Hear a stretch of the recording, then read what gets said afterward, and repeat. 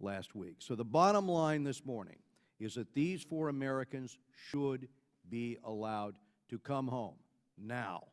And I will recognize the ranking member for today's hearing, Mr. Ted Deutch of Florida, for any opening comments he may have. Thank you, Mr. Chairman, and thanks to you and Mr. Engel for giving us the opportunity to hear from the families today. Let me say to each of you today, we will not rest until your brothers, fathers, and husbands return home. I represent South Florida, Coral Springs, Florida, especially today, home to the Levinson family. Bob Levinson disappeared from Kish Island in March of 2007. Since his disappearance, Bob's family has received proof of life in the form of pictures and recording, yet Bob's whereabouts remain unknown. No family should have to go through 8 agonizing years of not knowing when their husband, father, and grandfather will come home. In those 8 years, Bob has missed his 7 children's birthdays and weddings, his 40th wedding anniversary with his courageous wife, Christine, who is here today, and the birth of grandchildren. In a 2013 CNN interview shortly after his election, President Rouhani said, "With respect to Bob, we are willing to help, and all the intelligence services in the region can come together to gather information about him to find his whereabouts, and we're willing to cooperate on that. It is well past time to make good on that pledge." For the next 30 days, U.S. negotiators will sit across the table from their Iranian counterparts. I appreciate the efforts made to raise these cases at every meeting, but the time has come to turn up the pressure. We've been told for a variety of reasons why the nuclear issue should be dealt with separately. But where we are now and at this morning's hearing is not about centrifuges, it's not about enrichment capacity, PMD, or snapback sanctions. It's about respect for human rights and human dignity, and it's about justice. The United States government must not rest until Amir Hekmati, Jason Rezaian, Saeed Abedini, and my constituent Bob Levinson are home, and the time, Mr. Chairman, is now. Daniel. Thank you, Mr. Chairman. My name is Daniel Levinson, and I'm the eldest son of Robert Levinson, who was taken hostage on the Iranian island of Kish on March 9, 2007. Unlike the other 3 Americans currently imprisoned in Iran, the government has never acknowledged arresting him. The closest evidence of this appeared less than 3 weeks after he went missing, when the Iranian state-sanctioned media outlet, Press TV, reported that he was, quote, in the hands of Iranian security forces and could be, quote, freed in a matter of days. 3,007 days later, we are still waiting for him to be released and returned home to us. My father is the longest held hostage in American history. No U.S. citizen has been held overseas longer than he has ever. Our family's hearts break for the other families here who have suffered the wrenching agony of having their loved ones away from them for so long, all of these years. Yet my father has been held 4.5 years longer than any of the others, and no family should ever have to go through what we are all going through. To say these past 8 years and 3 months have been a nightmare would be an understatement. I'm one of my parents' 7 children, and my mother, who is here with us today, just marked their 41st wedding anniversary last month. My father has missed so many milestones, the births of 3 grandchildren, 2 weddings, numerous high school and college graduations. To put it simply, he has missed too much of our lives. There's not a day that goes by when we don't think of him, how much he must be suffering, and what we can do next to bring him home. In November 2010, we were emailed a 1-minute video of my father from an anonymous email address where he looked gaunt, ill, and desperate. The last words we heard from him in that video were, 33 years of service to the United States deserves something. Please help me. 6 months later, we received several pictures from another anonymous email address where he held various signs in broken English that appeared to have been produced by his captors in order to taunt the United States government. We are extremely worried about his health. He is 67 years old with several pressing health concerns, including diabetes, hypertension, and gout. My father had a long career serving the United States.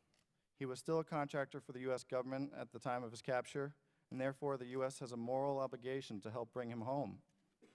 We have sought help through numerous heads of state, presidents, prime ministers, foreign ministers, NGOs, private citizens, and religious leaders here and around the world, to no avail. My mother, aunt, and I even traveled to Iran in 2007 to meet with officials there, but the trip ended with no progress made on his case. This has been a bipartisan effort, spanning 2 U.S. presidencies, with lawmakers from both parties working to bring him home. We are eternally grateful for the efforts of members of this committee, including Congressman Ted Deutch, who represents our home district in Florida, and Congresswoman Ileana Ros-Lehtinen, who have continued their efforts to highlight my father's case in the House Foreign Affairs Subcommittee on the Middle East and North Africa. Senator Bill Nelson has been our staunch advocate and has given us a voice to the powerful. However, my father is still not here with us. We are encouraged by the election of Iranian President Hassan Rouhani and the appointment of Javad Zarif as foreign minister. They have sought active engagement with the United States on a number of issues, but to our knowledge, have not engaged on the topic of my father's capture in their country. My family believes this engagement is by far our best opportunity to bring my father home safely, and we need American officials to ramp up this engagement as they meet in the next few weeks over Iran's nuclear program.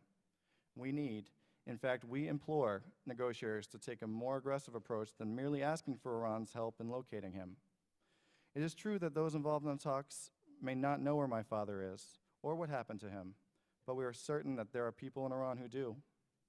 We believe that if the Iranian government had the will and motivation to locate my father and send him home, they most certainly could.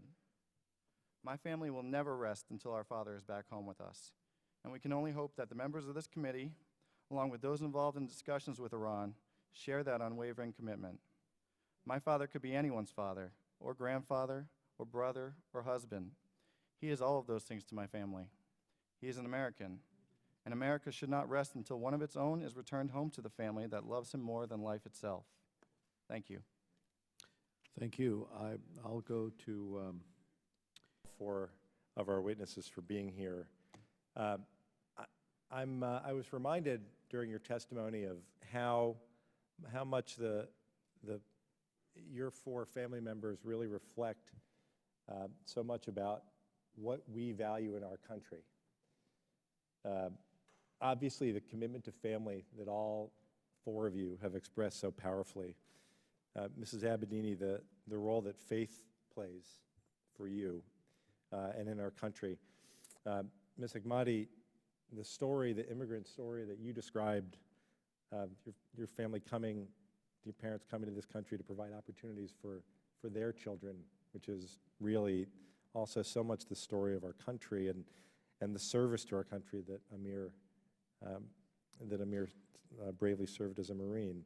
And Ali, freedom of speech and freedom of expression that we so often take for granted, it's impossible for us to do that as we listen to you talk about your brother. And as much as anything, we're a nation that perseveres. And Dan, for 8 years and 3 months that you and your mother and your siblings have endured, you have persevered because 8 years and 3 months is just too long, and he has missed, as you said, too much of your lives.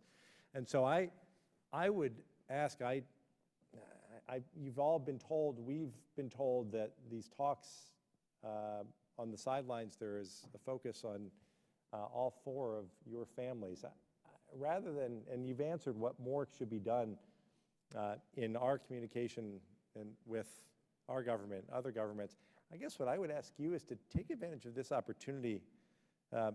If you were on the sidelines, if you were sitting with the Iranian foreign minister, what would you say? What would you tell them? Please, Ms. Abedini. I would say no more discussions until first you release the Americans, then we'll talk further. Mr. Rezaian? I think I'd have to ask, what do they think they're accomplishing? What are they doing to their own image if they want to join the community of nations, which is their stated goal, become more normalized? How do they think that this helps them at all? Ahmadi? That's a tough question. I think just really trying to understand what leverage does these civilians who have no, you know, clout or leverage in winning over any kind of concessions for Iranians with the United States. They need to be removed from this. So really just trying to understand what leverage they have. Thanks, Dan. It's also a very tough question for us because we're just desperate for anything, any kind of answers, any acknowledgement that he's there, anything that will provide us, give us hope. So that would be the first start. We've been reaching out for that for years, and we want anything, so. Mr. Chairman, I would just finish by telling all of you, starting with you, Dan, we share your unwavering commitment to bring your family members home, and Ollie, so that Jason and Paxton can see an A's game this year. Nagma, so that you can bring your children's daddy home. Sarah, so your father, especially, has an opportunity to embrace his son. And Dan, so at this point, so you and your mother, Christine, your entire family no longer have to celebrate family milestones without your father. I would finish just by telling again to all four of you that we'll continue to be your advocates, and bringing your family members home will continue to be a priority for Congress. We will continue to press to make sure that it's a priority for the administration.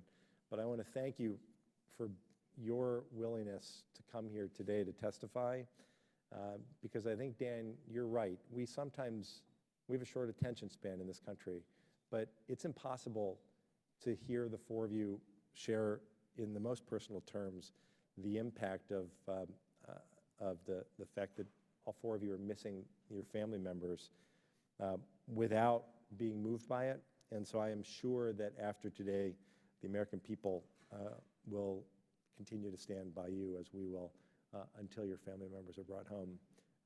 We're so grateful for your participation. Mr. Chairman, I yield back. Mr. Chris Smith of New Jersey. Thank you very much, Mr. Chairman. And I, too, want to